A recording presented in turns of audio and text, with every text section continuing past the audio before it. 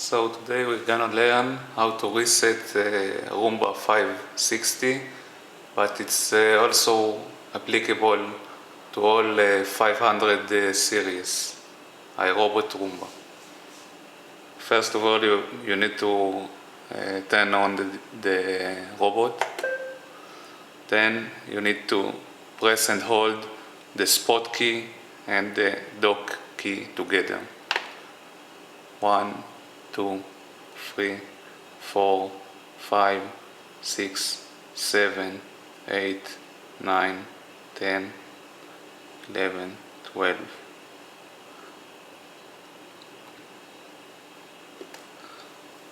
Now you see the clean button is off and the robot sounds a beeping noise like you enter a new battery. That's it, your Roomba is reset.